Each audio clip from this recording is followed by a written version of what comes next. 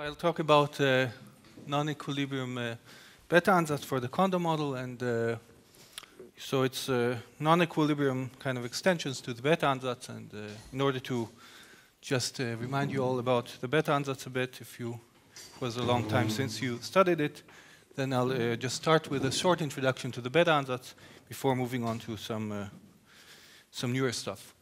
Okay, so the Bethe Ansatz, everybody kind of remembers that it's a solution to the Heisenberg Hamiltonian that was proposed very early on by Bethe. This is the Hamiltonian, a simple Hamiltonian, a spin chain, and basically, first of all, one notices that the Hamiltonian commutes with the z component of the spin, which means that the eigenstate, if we want to diagonalize this Hamiltonian, the eigenstate will be characterized by the amount of spins up or down. And the first eigenstate one encounters, of course, is when all the spins are up or all the spins are down. Since this is not degenerate with any other state, it must be an eigenstate. And one defines a Magnum number, which is a number of spin down. Right? So we define the reference states as all the spin up, and the number of magnons is simply the number of spin downs. And what we try to find out is the wave function of an energy wave function of this Hamiltonian. So we have m spin downs, the Magnum number, and an amplitude which we have to find, which associates a probability amplitude to finding spin 1 down, Magnum 1 at I1, Magnum 2 at I2, Magnum m at Im. And this is a problem, so one solves it basically by solving for 0 magnons we already solved, 1 magnon, 2 magnons, and trying to see if there's a pattern forming, and the pattern is the Bethe Ansatz. And the problem of 1 magnon is also extremely simple because the system is translation invariant. The only solution that could be is that the probability amplitude to find magnon at the spin down at point J is a plane wave with some number, with some wave number k. So we solved the 1 magnon problem. The next problem is, of course, to solve the 2 magnon problem. That happens also to be simple if the spins are far away from each other. So the probability amplitude for the spins to be, when they're far away from each other, must be, again, 2 plane waves, because the interaction is short range. It means that the wave function with energy, if the energy of 1 magnon is E of k, energy with the sum is just the plane wave of the 2 magnons. And but we have 2 possibilities. If we choose 2 wave numbers, we can assign the first magnon with k1, the second magnon with k2, or the opposite. So we can form a wave function which must have this form. Right? And the point is that how to find the correct superposition, the ratio between B and A. For that, you have to take them close by to each other. And this plugging this into the Hamiltonian gives you some kind of a requirement such that it's a wave function which gives you the ratio between B and A. We can treat this ratio between B and A as the scattering of 1 magnon by the other. So what happened here, suppose we can think about this state as the 2 magnons in one ordering, and then when they pass each other, they can exchange the wave number between each other, and the price of that is the scattering amplitude, which is the ratio between B and A. So this is a 2 magnon problem. We solved the 2 magnon problem, and then going to 3, 4, etc. is very simple. Actually, it turns out that the interaction is always pairwise, which means that basically the solution for m magnons is to say that we have m wave numbers, and we can have any permutation of giving the jth magnon any one of the k's. And the only question is this amplitude that we give to any permutation. And this amplitude we give to any permutation would be just related to these scattering matrices. So if 2 permutations are different by each other by interchanging of 2 spins, then the ratio of the amplitude we give these 2 configurations would be the same amplitude we gave here, which is just a function of the 2 k's that are involved. And then by this manner, one can get any one of these a's. Okay, so this is the Bethe Ansatz. It's actually not that complicated. Right? In the end, we get some closed form, and one can define A. To find these Ks, we use a quantization condition, which is the periodicity on the lattice. So when we take a spin all the way through the lattice, basically what we're doing, we're taking a permutation that takes the spin to be the first spin and making it into the last spin. And we know A of P, and we just have to demand that doing this should do nothing to the wave function due to periodicity. One gets some requirements of this case, and this requirement is the Bethe Ansatz equation. It can be solved even in the thermodynamic limits. There are methods to solve these equations, and we get the spectrum. From the spectrum, one can compute any one of the thermodynamic potentials, and the problem is basically solved in equilibrium.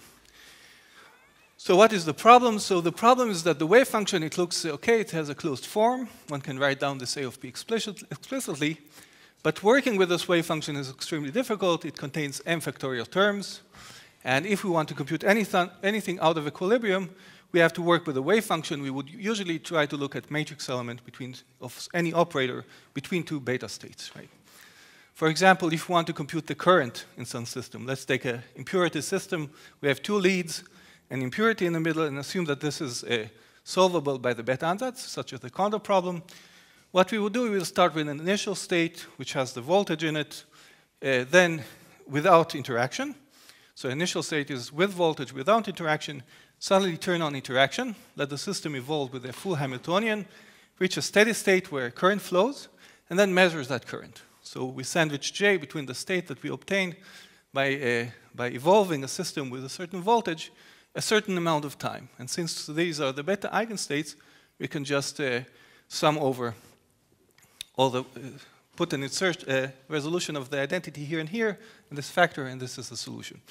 And the only real problem in applying this equation is that we have to know these overlaps between states, between eigenstates of the Bethe Ansatz and some generic states and the matrix elements. So this is kind of the open problem. This can be defined as the open problem in a non-equilibrium Bethe Ansatz. And of course, there's been some progress in using different methods to solving this problem.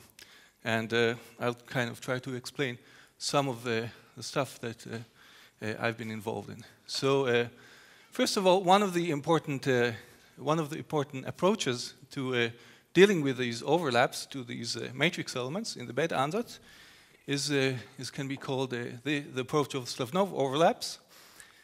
And let's define one of the beta states. So we said these beta states were defined by a set of wave numbers, k. Here I call them lambda because actually we'll be interested in some.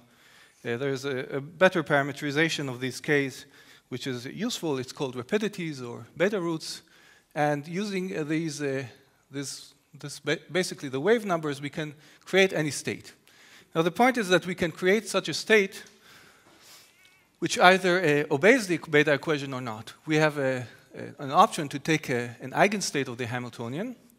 Let's take A as an eigenstate of the Hamiltonian. It's characterized by its own set of rapidities, which we designate by A.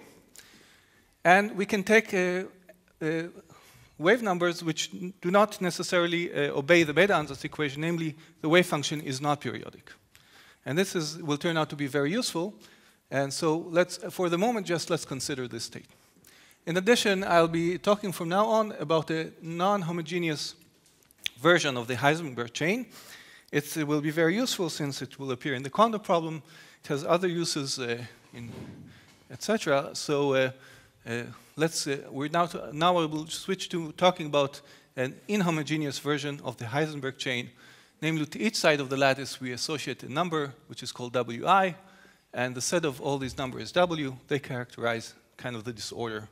You can call it. It's a non-local Hamiltonian, but it's extremely useful for these purposes.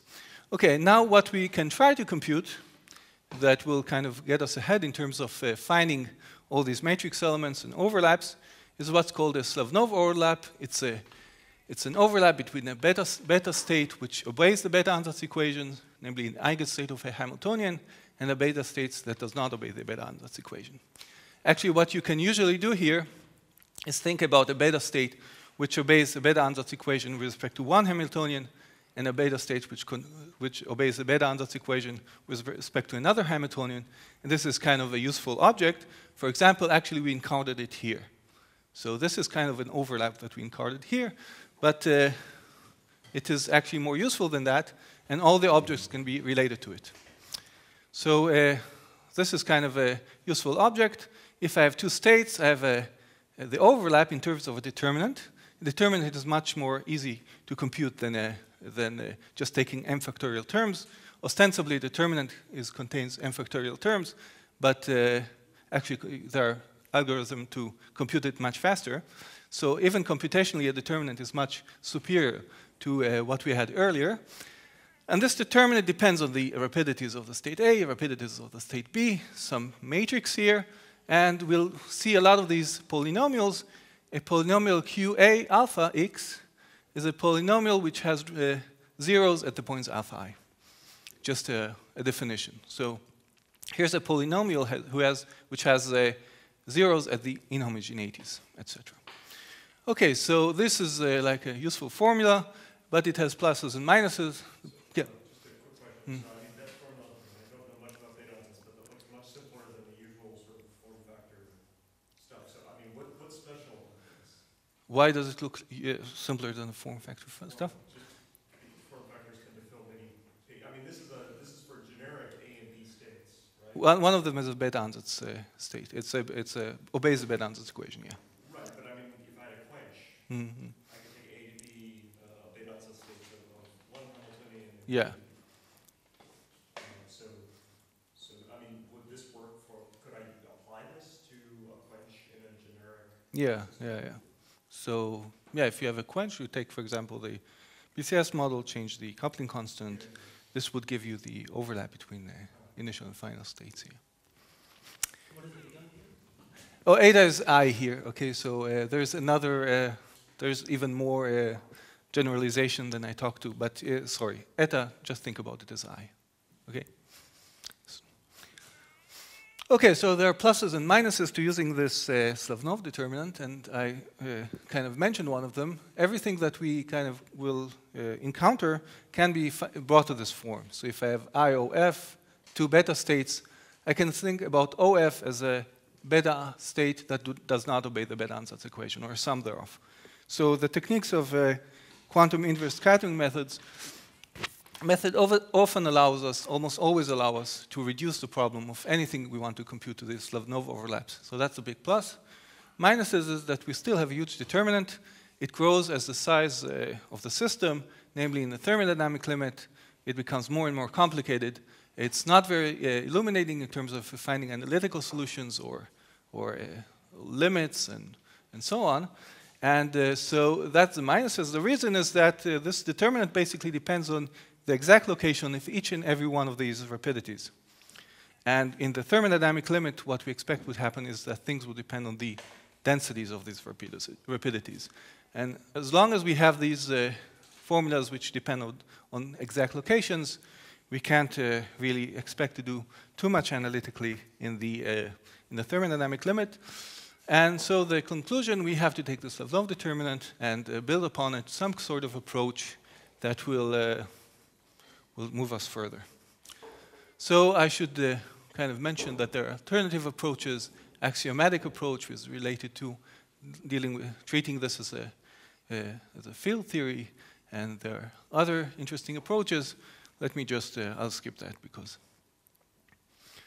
there's not much time. And then, okay, let me just say that the approach I would like to kind of show here is an approach called, which may be called the function analytic approach. And as the name suggests, is taking these matrices, large matrices, and kind of thinking about them as operators in function space. So so we're still thinking about this Slavnov determinant. Our problem is that we want to compute it, and whenever you have a big determinant, you want to compute the determinant. It's usually a good idea to try to massage it a bit. There are lots of relations that you can use in determinants, and even when the Bethe Ansatz is involved, there are even more kind of tricks that you can use. And a kind of a key representation of the Slavnov determinant, which is kind of recent, is given by Kostov and Matsu. it's a symmetric kind of representation of the same Slavnov matrix. Looks a bit better. The reason it looks so much better is that it doesn't depend individually on the rapidities of the first state and the second state. It depends just on the rapidities of the union. So it's a completely symmetric in which what is in and out. And it has this form, and it has a determinant of the identity matrix plus this object. These are these inhomogeneities. Eta is I. Q is this polynomial which has zeros on the set Z here and on the set U here. Okay, so in the next slides, I actually want to show how we may compute this determinant, right, analytically. The inhomogeneities. There used to be W, yeah, sorry. Okay, so it's an I. Yeah. But you can send it to 0. That's why it's useful. You can take a derivative with respect to eta. Eta goes to 0. That actually happens to be related to the BCS Hamiltonian. But here I'll take eta equals I, which is Kondo. Okay, homogeneous, isotropic as Kondo. Okay, so so we need to take the determinant of 1 plus k. K is this matrix, and kind of you'll excuse me because next I'm going to do kind of more technical slides, which want to show how really to do this, and I hope you'll bear with me. Okay, so this is the matrix K, and the idea now is to this matrix K acts on vectors. The idea is to instead of having K act on vectors, map every vector into a function, a one-to-one encoding. So every vector is encoded as a function, and that's how does K act on the functions instead of the vectors. And since we have functions, we can take limit in which the rapidities form some densities, and the function will have a good limit. We can ask what happens in limit. So the idea is to encode every vector that K may want to act on as a function. Okay, so psi is a vector that K may want to act on, and we encode it as a function. With a very simple encoding, we just take a function which has poles at the rapidities, and the residues are simply the elements of the vector psi. So each vector maps one-to-one to a function, which is meromorphic and has poles at the UIs. And now the question is, how does K act on this function, right? So we can also encode K psi as a function by the same encoding. Call that calligraphic K psi. Calligraphic K is the function operator representation of the matrix K. So from this, we go to this. And we can ask, if we have a nice representation of K, we can hope to have to take the determinant, right? So if we have a nice operator representing K, the determinant may be taken. So let's see how we can write K, this calligraphic K. So we have to look at this object and ask whether it can be written in a nice form as an operator acting on psi. So the first thing we notice is, forget for a moment this factor and let K act on psi. If K acts on psi, I get this thing. The ith element of K acting on psi, K psi ith element, is simply this function evaluated ui. So this function written here, if you look how psi is defined, is simply psi x plus eta. So K psi, the ith element of K psi, is simply this psi ui plus eta. But that's not exactly what we wanted. Now the result K psi is encoded rather as a residue, but as the value of the function at the point. But we also forgot to take account into this factor, and the two problems will annihilate each other. So if we take account into this function as well, then we immediately are led to consider this function. Right? So I now took into account this factor. We look at this function. Now this function has poles at the UIs, because this polynomial, this prime shouldn't be here.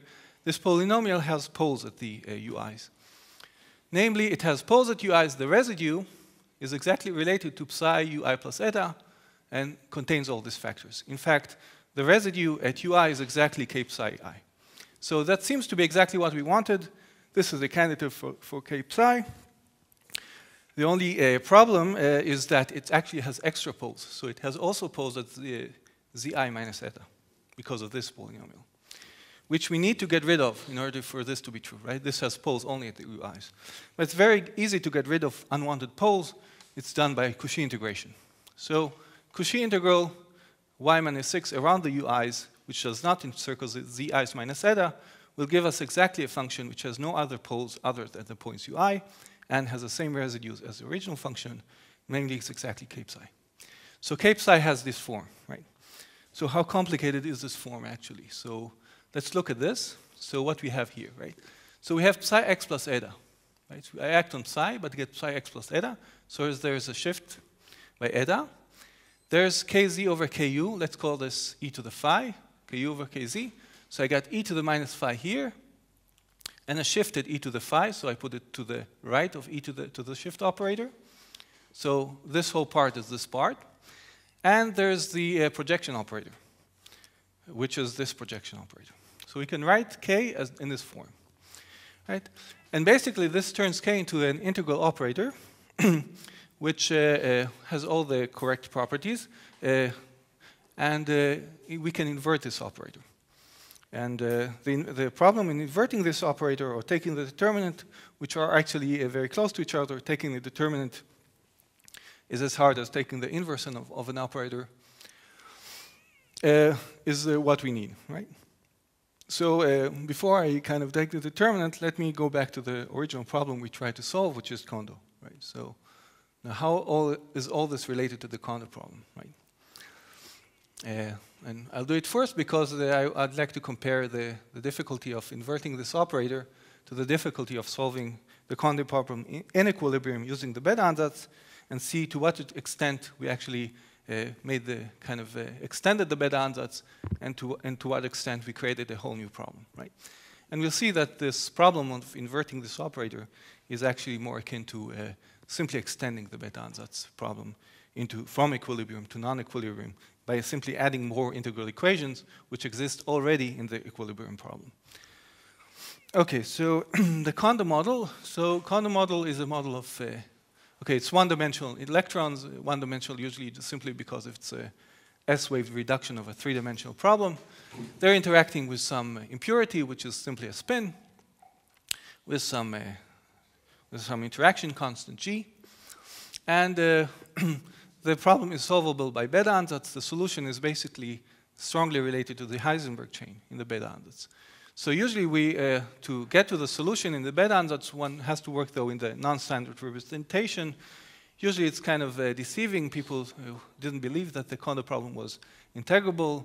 And the reason is that you really have to think about it in a non-standard way. So let's take the standard representation that we here have with the tilde. That gives the wave function of the system, gives me the amplitude to find electron 1 at x1, with spin sigma 1, spin component sigma 1, electron 2 at x2 with spin component sigma 2, etc. The impurity spin with spin component S. So each spin with its own component.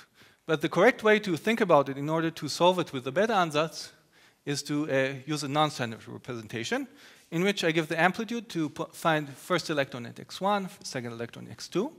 But then instead of giving the spin component of each electron, I looked at the electron from left to right and read off the spin components of the leftmost electron first, the second electron first, the third electron then, etc. Namely, the index here, sigma 1, sigma 2, etc., are not the spin components of the first electron, second electron, third electrons, which are not ordered, but the spins from left to right. And when we look at the electron from left to right, basically we see a spin chain. And it turns out that this is kind of exact, that the problem of solving this problem is a nested problem. First you find the wave function of the spinless particles, the spinless fermions, and then you find the wave function of the spin chain, which is created by looking at the electrons from left to right. And the wave function has this form. This is a general nested Bethe Ansatz form. Just as before, we assign k wave numbers. We permute them between the particles, and then give a probability amplitude to finding these electrons at a certain position. And the great simplification of the Kondo problem is that this function factorizes. This psi does not depend on the permutation of the wave number between the electrons. And so what we have as a wave function of spinless electrons, just this determinant, and a wave function which depends only on the spins, read from left to right. And this wave function is actually a wave function of the inhomogeneous Heisenberg chain.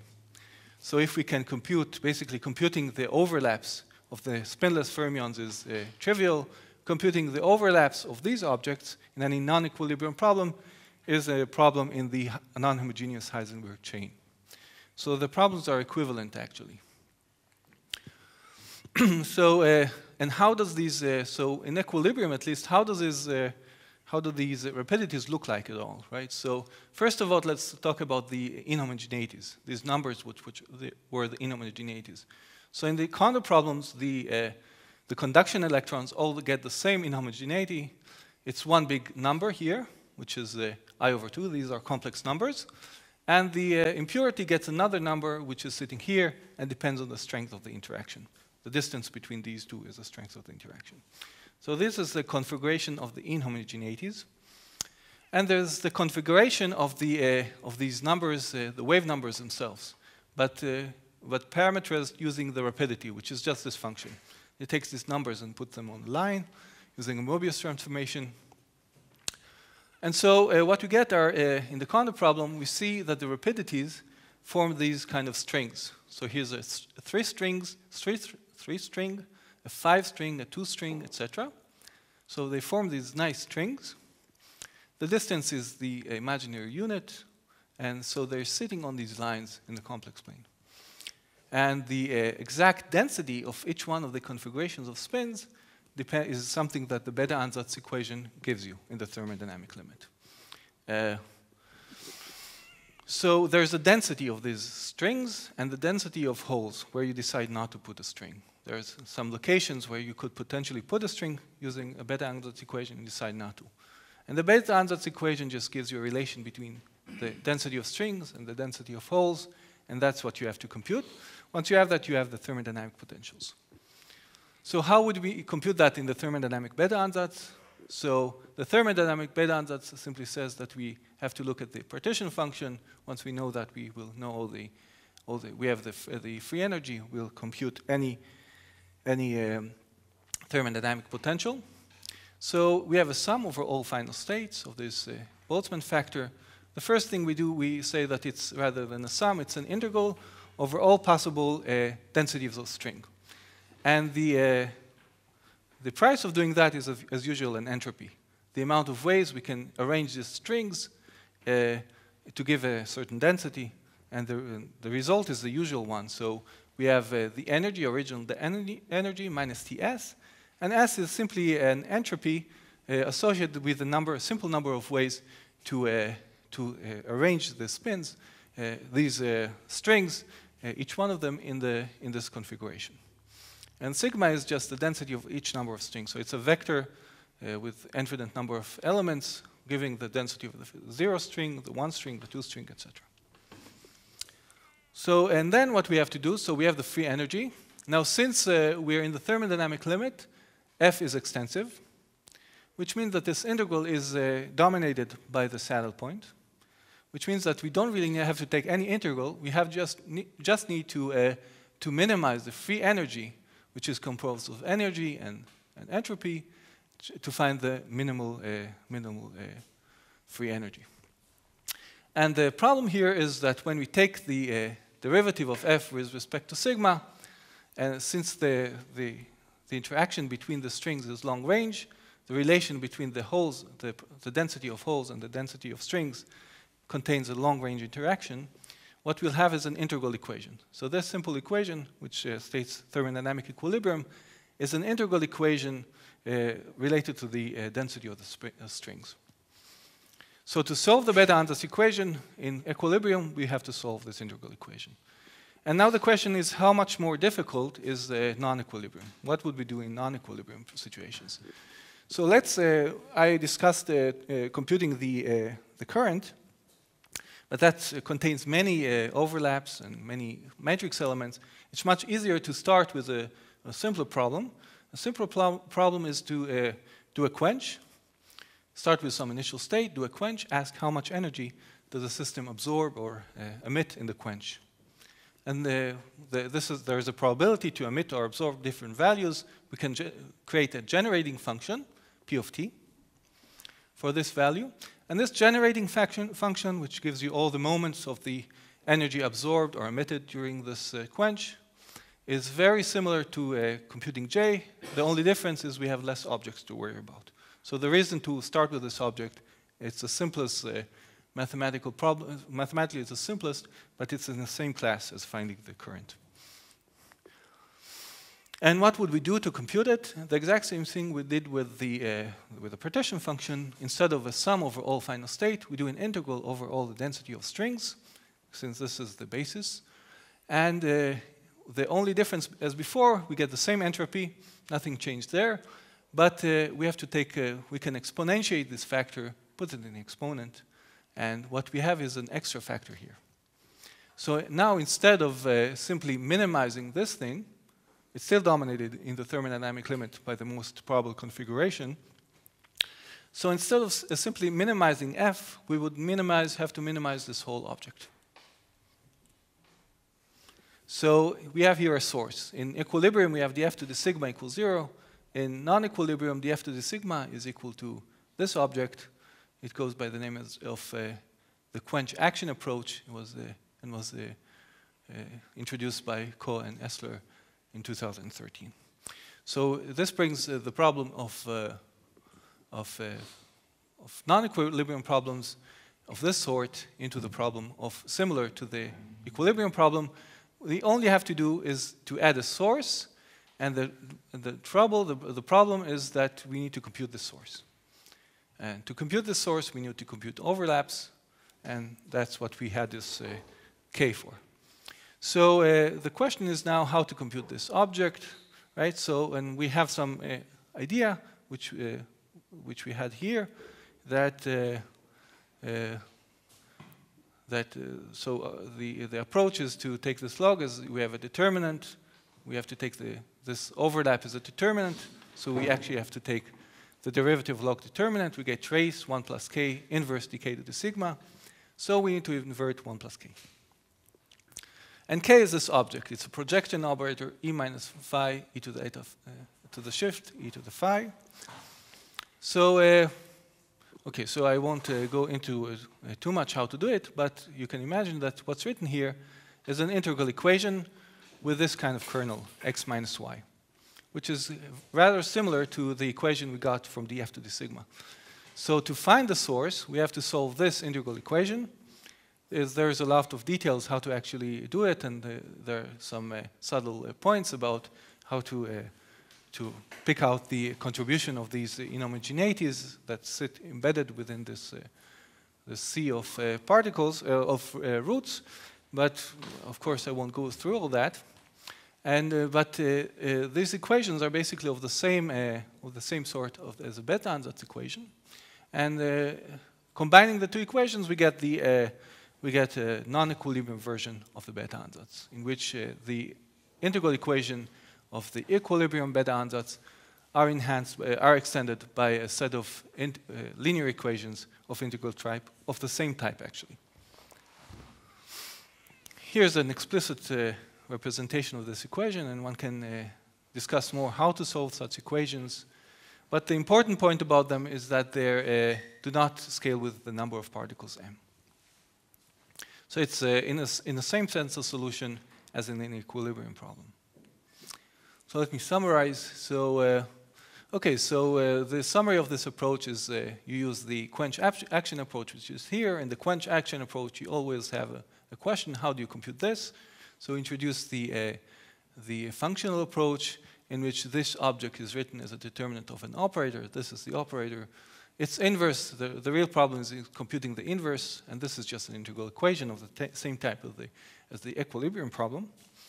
And the open questions, of course, what you would want to do now is to do some numerics, perhaps, with this. In the equilibrium case, there are nonlinear integral equations, but they're proven to converge very fast. even faster than linear because of some exponential factors. The question here is how fast does this actually converge? Does it really give us a useful thing? Right? And there are some saddle points which one can still question the validity of the approach. There are some subtle points about solving this integral equation which should be addressed, and to check them basically one should do numerics, but also perhaps find asymptotes in different limits and compare them with some useful, some simple physical arguments. And this is still work to be done because it's analyzing the solution of this integral equation, so that's still an open question. So at this point it's just a method which still has to be validated by numerics and analytics. And okay, that's it. Thanks.